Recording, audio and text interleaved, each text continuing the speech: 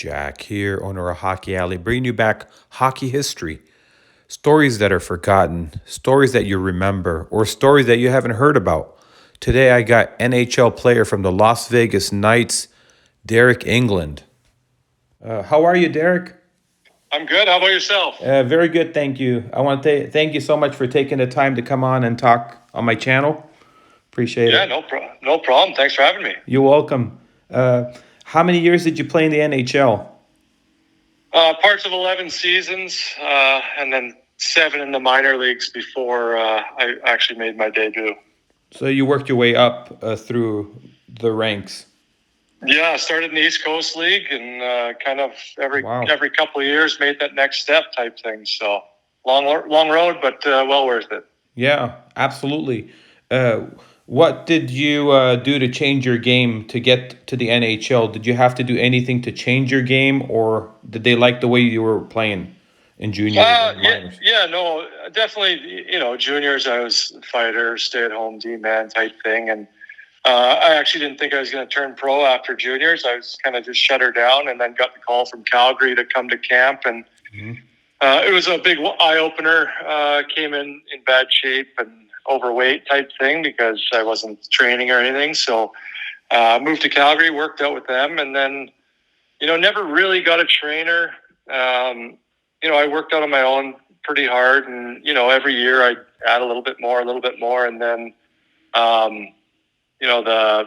when I was 27, playing in Wilkes-Barre, Todd Reardon was my coach. I was the last cut, sit down. They ended up signing Martin Skula the last day of camp, so I got cut, and it was kind of an eye opener for me. I had a good relationships with Todd Reardon, our coach in Wilkes-Barre, and the biggest knack for me was my foot speed, and so we really dialed that in after practice. Just worked 5 minutes a day, doing quick feet, and like he even said, he's like, you probably didn't get much faster, but me writing it down and everybody up in the Pittsburgh organization reading it has the perception that you're getting faster. So he's like, it's all, that's how it works. And we worked at it every day. And then I remember getting the call that I was getting called up for the first time. And, it was a big eye opener how guys took care of themselves up there. And so I played 9 games, got sent back down, spent the rest of the year in the AHL, and came back to Vegas that summer. And, I started training by myself again, like normal. And I came home from training one day, and my wife hands me the magazine and says, "Call this guy. You're not doing anything but training with a trainer and skating, and I'm going to work and pay for it all." And so she just picked up odd jobs here and there in Vegas, and I went and trained with Mark Philippi and got my diet dialed in. I didn't go out, and then just strictly worked out and watched my diet, and I got in the best shape of my life, and ended up making the team that year. So Wow. It took a long time to figure it out, but with the help of others and my wife, definitely made that adjustment and got there finally. That's awesome. That's great. Wow. What a story. I mean, yeah, you made it, that's it's not easy as like No. millions of players that play, and the size of a town is basically like 5,000-6,000 that have ever made it to the NHL. It's just an honor. Yeah. It's awesome. Everybody. Yeah, it was amazing, and yeah. And the work never stopped. Every summer, you treat it like it's your last, and that's I was never the skilled guy, so I had to go in the best shape in camp, and be the top guy in testing and all that. So yeah, you had to give up a lot to stay there, but it was well worth it. Absolutely. Is there a huge difference, say, from East Coast League to American League with skill wise nowadays, from the 90s, early 2000s? How much of a difference is it take for a guy to get to the next level, and from American League to the NHL, what does they need to do? Like, how much would you say? A lot of it's opportunity and getting noticed. If it's in camp, an AHL camp, if I didn't come in top shape, one of the top guys in camp, I probably wouldn't have gotten noticed and wouldn't have got on their radar. So, little things like that. I think going out on the ice early and coaches noticing, oh, this guy's working hard, and to get in that your foot in the door, you want to do that extra, and coaches notice it. You're working extra hard. You're staying out after. You're doing the extra things in the gym, and a lot of coaches, the guys that aren't just there on raw talent. I think everyone wishes they could be Crosby and McDavid and those guys, but reality is there's very few of them. So a lot of guys have to work hard and do that extra. And it's if I'm coaching a team, that if I have a choice between a guy that works hard and a guy that's just getting by, you're going to choose the guy that's working extra hard every day. And I think hard work goes a long ways. So Yeah, absolutely, I agree, 100%. Which defensive partners did you have success over the years? Oh man, there's a lot of them. That like chemistry, some work better than others. Yeah, I thought if I go back to Pittsburgh days, my first year it was me, Ben Lovejoy, and Goligoski. I thought me and Lovejoy worked both. We kind of in and out, both of us, with Goligoski, and we worked well with him. And later on, I ended up getting to play with Brooks Orpik, and a guy like him is, the way I really tried to mold my game after him and look up to him, the way he went about his days, and just the communication, the talk, the experience makes your game so much easier. And you can learn a lot from a guy like that. And then you go to Calgary, and you're fortunate enough to get paired up with Giordano for periods of time, and guys like that, they make your job easy. You don't even have to look. They're telling you where to pass the puck. So it made my job a lot easier, and I could focus on the physicality and taking care of my teammates and stuff like that. And then you come and play in Vegas, and I got the first couple of years paired up with Theodore as he was a young guy, and you try to teach him what you can, but his skill set is just phenomenal. It was fun to watch. It was fun to be his partner for a couple of years and see him develop into the guy he is today is amazing. So, every team, I'm probably missing a whack load of guys, but those ones stick out to me the most probably. Yeah, and are there some defensemen more vocal than others out there, or is there any that are not as vocal? Yeah, for sure. Yeah. You experience is a big thing, and the way you communicate. It's some young guys have it. Those guys that see the ice really well, but they're a little hesitant and not as loud maybe. But as you get older and you get that experience and you see how the communication really helps your D partner out and your forwards out, you start to grow that. And I think being paired up with guys that really communicate and help you out develops your communication even more. So it's a huge part out there, and it's something that young players, if they can get it into their game early, it's a huge benefit. Yes, for sure. Who was your toughest opponent in the NHL? Talking about a guy coming in on the offense, coming in against you defensively. Who would you say was the toughest to play against? I think early on in my career, being able to practice every day with Crosby and Malkin, definitely elevated my game and helped me out.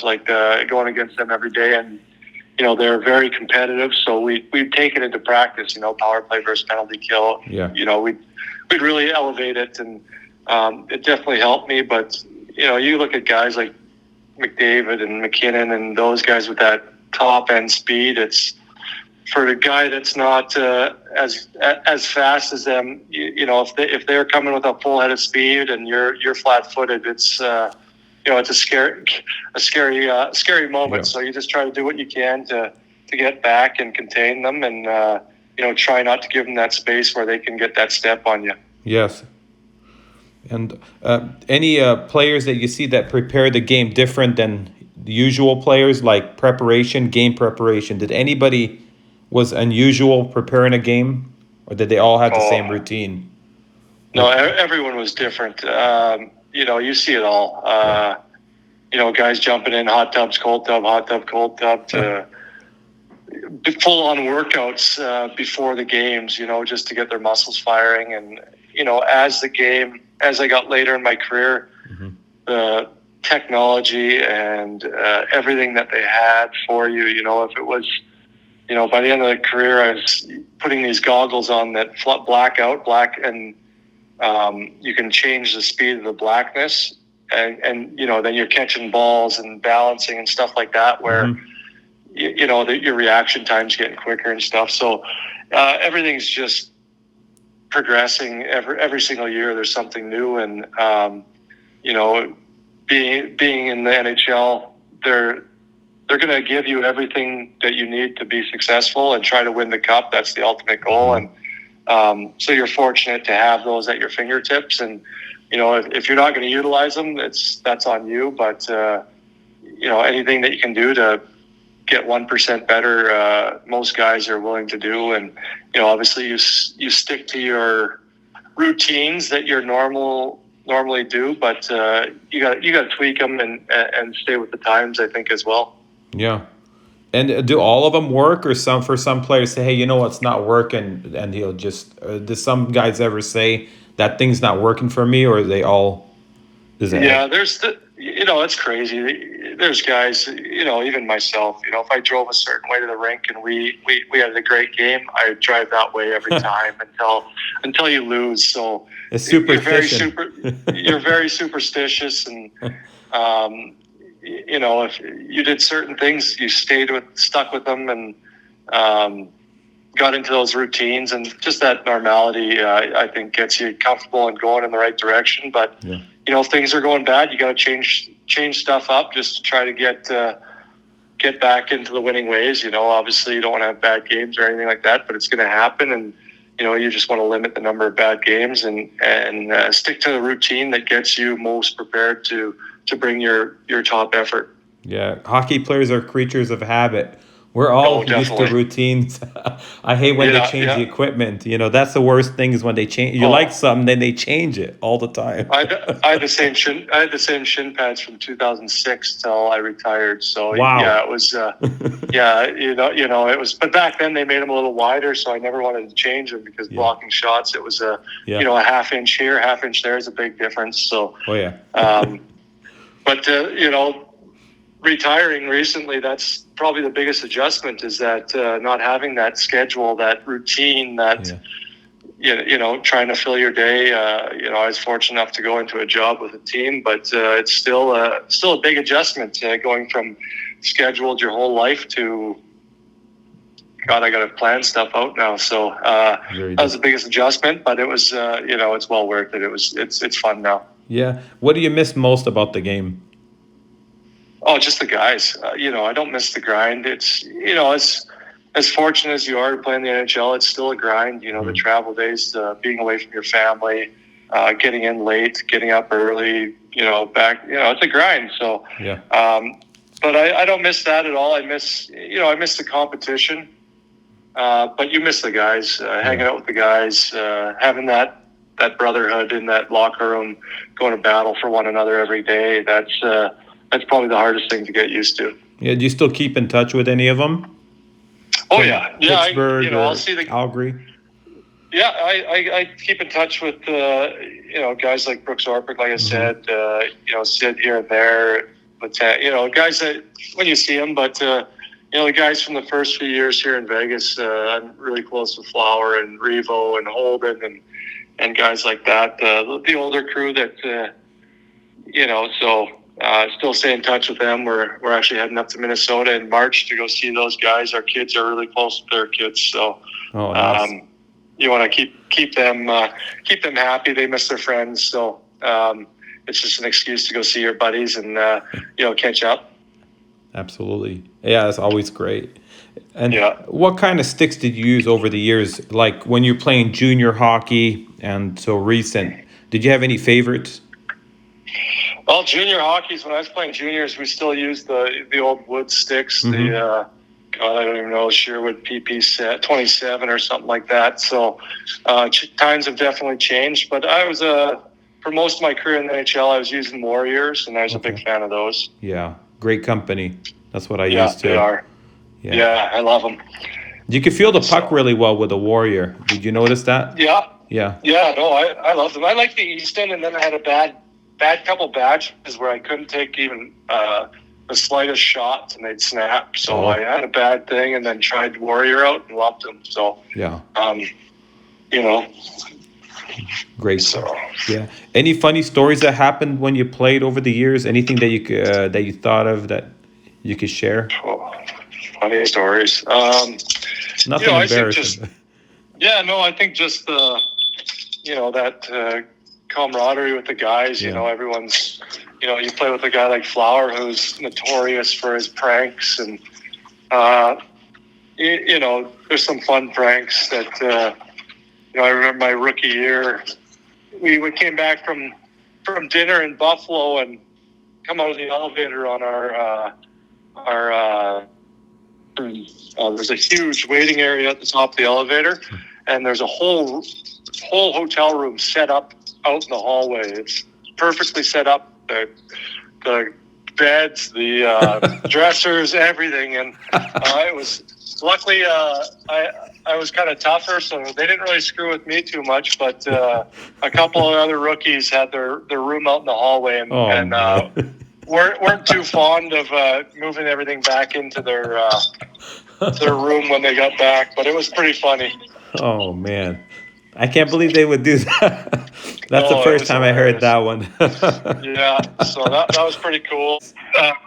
Filling guys' cars completely full through the sunroof with the popcorn stuff pack your boxes with, Yeah. and then throwing your keys in the top, so guys would have to go through the sunroof into their car and unlock the cars, and then those things would be loaded right to the roof. So there were some good pranks that guys pulled. That was pretty funny. Yeah, I want to ask you: do companies ever come up and ask you to try products? Because there's a lot of products out there now for hockey. Yeah, not really. I was always pretty set with Warrior. You got merchandise and stuff like that. So I like the New Balance stuff and shoes and workout gear. So I was pretty happy. I was like you said earlier, hockey players are creatures of habit. So I didn't like to change things up too much. The new skates came out, the True skates or whatever, and I got offered to try them out, but I like my Bowers, and I was nearing the end of my career, so I didn't feel the need to change anything too drastically. Yeah. So you were their inaugural year for the Vegas Knights, and I watched that year a few games, and I saw that your team was moving the puck faster than anybody else up the ice, and everybody had speed, and you guys had success. You made it all the way to the final. The next year, I did not see that. What happened? What changed? Yeah, I think obviously some personnel changes and stuff like that, but that I think the work ethic. If you ask other teams how we played that first year, and everyone's going to say the same thing. We were relentless on the puck, all four lines, didn't matter what. And it's that year was crazy to think we made it all the way to the finals.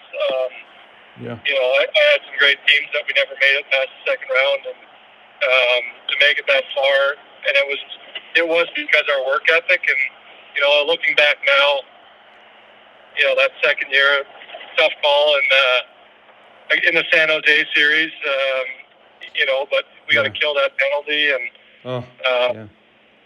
but I just think the work ethic to keep that up, it kind of slipped a little bit, and maybe we got a little too fancy, got away with what worked the first year a little bit. Yeah, I was saying, hopefully everybody stays together. But then I saw James Neal leave, and then all of a sudden, I was like, oh, I wouldn't change anything. I'd keep this team together for next year. That's what I was saying to everybody. And then I think James Neal left, and things changed. Yeah. He was a big part of it. And, you never want to see him go, but it's a business. Yeah. At the end of the day. Yeah. What about playing for Gerard Gallant? How was that to play for him? Oh, I love Turk. Turk is awesome. Great person, great coach. Just all around great person. You know, you he demands the best out of you, but he's a good coach. He's fair. You know, he's going to yell and hold you accountable, but he's going to put you right back out there next shift. So it's on you to, realize you messed up and just be better the next shift. Yes. It seems like a good coach. I haven't met him, but just looking at how he's running things, it looks like he's success. Very good. Yeah, Yeah. yeah, he was awesome. Yeah. In today's hockey, it's changed a lot. What I notice is when a guy gets checked, a fight breaks out. And sometimes when a guy gets checked, there's no fight. How do the players determine whether to fight or not to fight after a check? I think it's just who's on the ice at the time, guys. The willingness to do it. It's changed a lot. They're obviously trying. I know I was watching one game the other day that the announcers weren't too happy about a clean hit and someone going and fighting for it. But in my mind, you go to fight to send a message that it's not okay to hit my top guys or my guys like that. Even if it's a clean hit, you don't want guys taking liberties. And, I'm all for a clean hit and a hard check, but some want to say, hey, you're going to hit guys like that. You're going to have to answer the bell a little bit. And, the game's changed a lot. I think it's a lot less now than it was back when I started, when, a lot of teams had 2, 3, 4 guys that would fight anyone in the league. So, it's the game's changed and developed, and, you see a little bit less of it now. Yeah, in my opinion, I don't like the way it's going. I like to see the hitting. I think it's part of the game. I mean, as long as it's clean, and if the guy has his head down, he should know not to cut through the middle. He's got to go, And I like to see the defensemen hold up guys a little bit. They're you can't just let guys walk right into your house. Yeah, exactly. And you know what? There's a lot of guys that play on that line and run around a little bit, but they can do that because they don't have to answer the bell. And I think if they get rid of fighting or keep trying to wean it out, there's going to be more dirty hits. In my opinion, you're not holding guys accountable. No, you're absolutely right. I 100% agree. I just think they need to keep the checking in there, and they need to keep the fighting. They need to have the enforcers. Sometimes, game is dull, and you get 2 guys that are enforcers. They'll fight, and all of a sudden the game gets exciting again. And that's what, they don't understand that's what you need that for the hockey. Yeah. And, yeah. Would you change? Yes. Oh, sorry. Go ahead. Oh, no, I was just saying there's a fine line there it's tough. Yeah. Yeah. Would you change any rules or add any rules? No, I don't think I'd really change too much. I like where the game's going. The overtime, the 3-on-3 is exciting. Maybe extend, if I were to do anything, maybe extend the overtime to 10 minutes or something. Just 10 minutes. Okay. To wean out the amount of shootouts, maybe. Yeah. So. Not many people like the shootout. Some people do, some don't. Yeah, and the 3-on-3 is exciting. It's fun to watch. Yeah, especially with the guys, the talent level now. Yeah, there's a lot of puck movement, and puck possession. Yeah. Deryk, I want to thank you so much for coming on and talking to me on my channel. It's an honor to have you. Thank you. Oh, thanks for having me. It was a pleasure. Yeah, it was great, and a lot of great stories. I appreciate it. No problem. Anytime. You got it. Enjoy your day. You too. We'll talk to you later. Talk to you later.